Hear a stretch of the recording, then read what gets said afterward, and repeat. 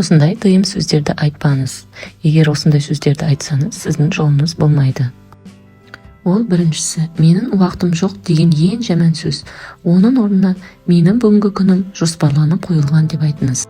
Екіншісі, құрып кетсінші бәрі, менің қолымнан келмейді деп айтушы болмаңыз. Сіз өз мүмкіншілігіңізді шектеп қойып жатырсыз, болашағыңызға крест қойып жатырсыз. Үшіншісі, біреу сізге рахмет десе, жоқ, ол не деген деп айтушы болмаңыз. Өйткені сіз өз әрекетіңізді бағаламай тұрғаныңыз. Оның орнына айтыңыз, қолымнан келгенше көмектесуге дайынмын деңіз.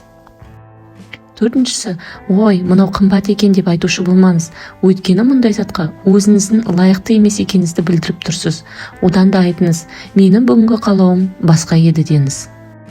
Бесіншісі, маған ұнамайды, құсқым келіп тұр деп айтушы болмаңыз. Сіз осы сөздермен өз ас қорыту жүйеңізді нашарлатып жібересіз.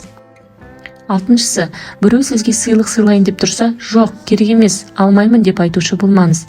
Әйтпесе Алла сізге берейін деп тұрған немесе беріп тұрған ризығынан ада қылады. Сондықтан өте қуаныштымын, үлкен рахмет деп айтыңыз. Алланың сізге берер ризықтары көп болсын.